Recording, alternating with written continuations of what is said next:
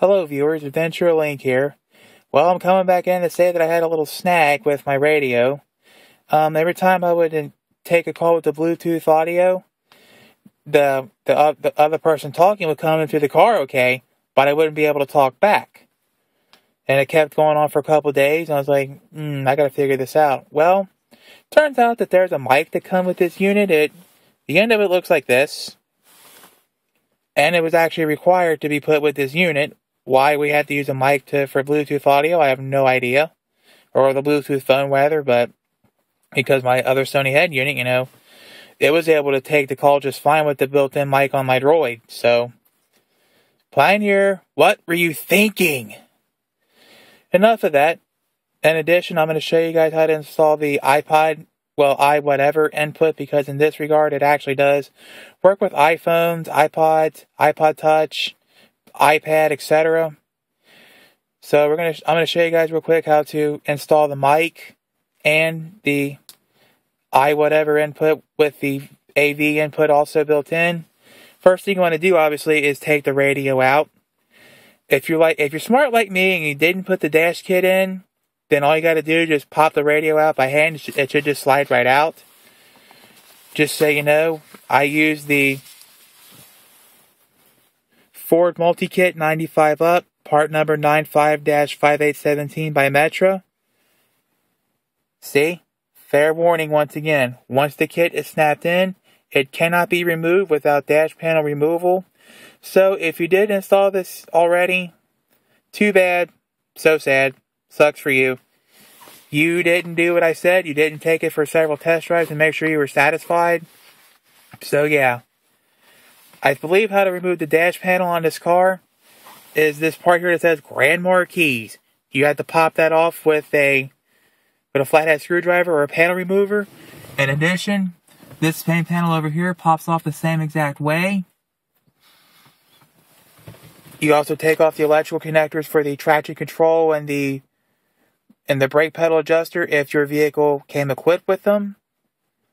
After you remove the dash panel here, this part here, there are 6 or 7 7mm screws, I believe, that go in here. I do have a picture on how the screws are set up, but I do believe there's like 4 somewhere within this panel, and 1 within this panel here. In addition, there's also 2 right there, 1 up there, and 1 over there. And I believe the dash panel just slides out, and then after that, you should be able to take your hand and free the radio either way, because pretty much all these vents here are just vents. So yeah.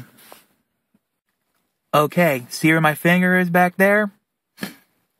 It's that same hole we was running wires in from last time.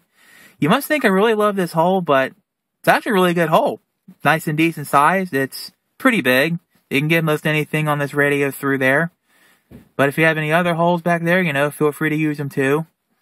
So yeah, what I did was I fed the iPod input / video AV input and the mic in that hole. Fed it through there. Came down here. Felt around for it. And then dug it out with my hands. If you do have another shoestring, go ahead and use the shoestring and loop the shoestring through, and then pull the mic and the iPod and the iWhatever and the AV line through. Go ahead and pull that through now. And just as a fair warning, if you're not going to initially use the iWhatever / AV input, I'll go ahead and take the baggie that it came in and bag these ends up nice and good. That way no dirt or other such things can get inside these connectors and corrode it. Coming back to the back of the radio, you obviously plug the mic in there. There's an electrical connector above the mic for the iWhatever / AV input. It's right there. The blue connector, I believe that's for the satellite radio inputs. This connector up by the main connector, I believe that's for your traffic monitor. Now, this is as far as I'm going to go with this video, because I do not have any of these modules. And I was going to at least get the traffic tuner and put it in this hole, but there's problems. Obviously, I've got this hodgepodge of wires. In addition, there's a fan here that, keeps everything cool, so I don't want to block the fan and break my device. So, if you all YouTubers out there have any of these modules for this radio, feel free to make a video on how to put it in your Panther. I'll watch over it. If it's good, I'll put it in the video description and make it a video response. For the AV input, here's from the instruction manual. You need part number CD-RM10 for the radio. And here's the pinout for the little headphone jack thingy that goes for it. As you can see, you have to put the VGLR from back to front, and that's a good one. Anything else, like in the no example, I guess would be bad. Oh, hey, there's a code here. When I go video, ground, right audio, left audio, that's okay. Again, that's going back from the wire to the end of the headphone jack thing.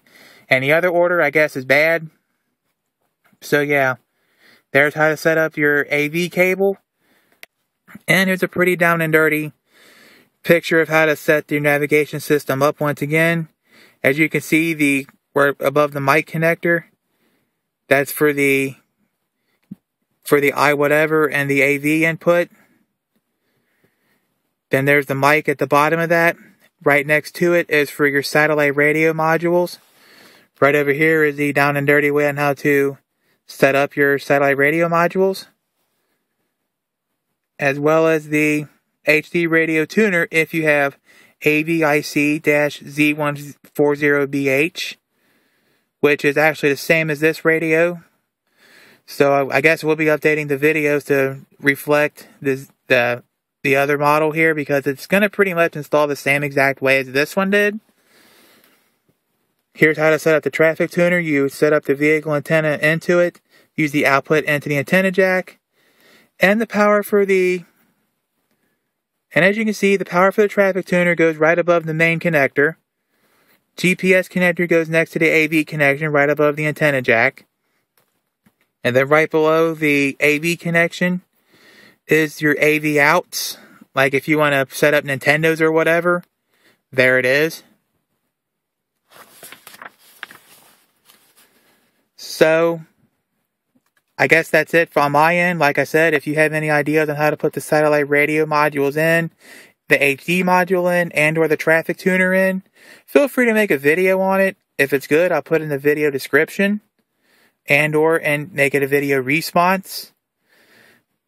But I guess that's it. That's how to install the iPod input and the mic input on your Pioneer AVIC-X940BT and the AVIC-Z140BH, and how to set both of these radios up in your 1998 through 2011 Ford Panther vehicle.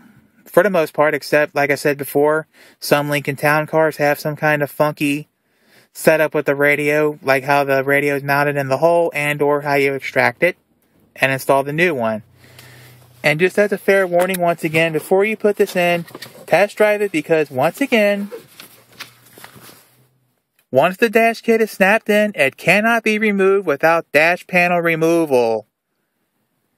So keep that in mind once again.